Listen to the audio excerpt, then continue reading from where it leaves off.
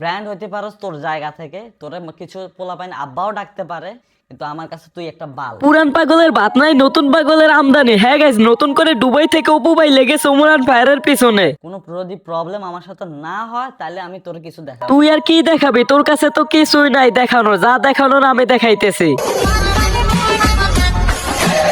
এই যে দেখো আমার গার্লফ্রেন্ড নিচে আন্ডার অয়েল পড়ছে। আজকে দিব তোরে বাস, তুই লজ্জায় গলায় দিবি ফাঁস। তোরে দিব না কোনো সাউন্ড করার স্টেপ, তুই আজকে হারে হারে টের পাবি আর মনে মনে বলবি রোস্টার উইজার্ড নাহিদ রোস্টিং এর ভিতর বানাইছে কেমন সিস্টেম।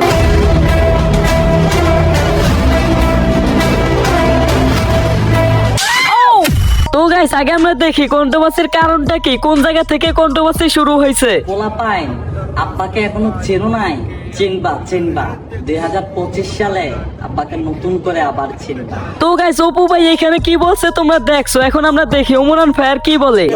যারা বলে এই বছরই শেষ, সামনের বছর থেকে এক নতুন আমাকে দেখবেন, বিশ্বাস করেন ভাই, আমি কখনোই তাদের কোনো পরিবর্তন দেখি নাই।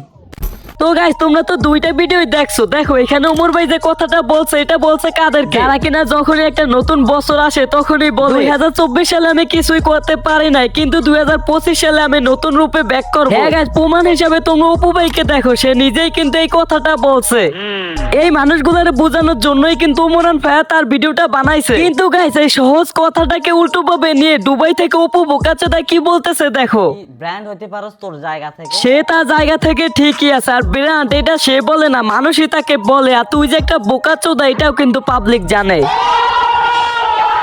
তো গাইস, কালকে রাতে আমি শুয়ে শুয়ে টিকটক দেখতেছি, হুট করে এই ভিডিওটা আমার সামনে আসে। আমার রুমের অবস্থা খুবই বাজে, ছেলে মানুষ তো করতে পারি না সবকিছু, কাজ কাম করতে পারি না, বিয়ে করতে হবে।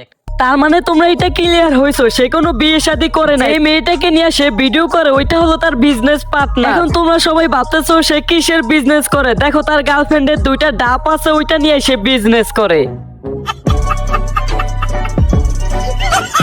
তো গাইস, তোমরা সবাই হয়তো জানো মরুভূমিতে গরমের তাপ অনেক বেশি থাকে। হ্যাঁ গাইস, দুবাইয়ের মরুভূমিতে অনেক গরম থাকার কারণে ওইখানে অনেক ডাব বিক্রি হতো। ওইটা দেখার পরে আমাদের অপু ভাই তার গার্লফ্রেন্ডের দুইটা ডাব আছে, ওইটা নিয়ে ব্যবসা শুরু করে। হ্যাঁ গাইস, প্রথম সে তার ব্যবসায় সফল হয়েছে, কিন্তু যখন শীত চলে আসে তখনই তার ব্যবসায় বাস খাইছে।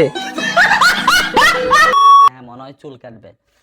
তো সে যাই হোক, আপনাদের হয়তো কিছু মানুষ ওরা আব্বাও ডাকে। হ্যাঁ গাইস, যেমনটা এখন ওই ডাকতেছে, যখনই দেখো ইউটিউবে ওর কোনো ভিউজ নাই, তখনই 17 মিনিটের ব্লগ ভিডিও নাম করে উমর আব্বা বলে চিল্লাইছে। ঠিক বলেছো। তো ভয়েস ভিডিও আর কাপল ব্লগার আর টিকটকারদেরকে নিয়ে ভিডিও বানানো ছাড়া আর অন্য কোনো কন্টেন্ট আছে তোমার কাছে আমি আসলে জানি না।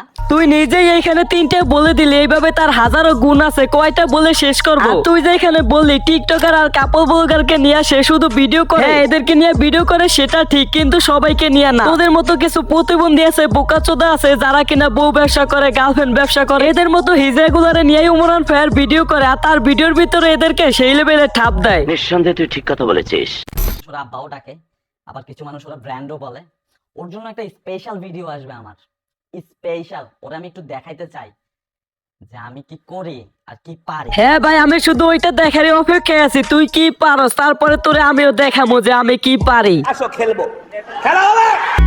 তো গাইস, খেলা যদি দেখতে চাও তাহলে এখনই চ্যানেলটা সাবস্ক্রাইব করো। তো আজকের মতো বিদায় নিচ্ছি, টিল দেন, বাই বাই, আল্লাহ হাফেজ।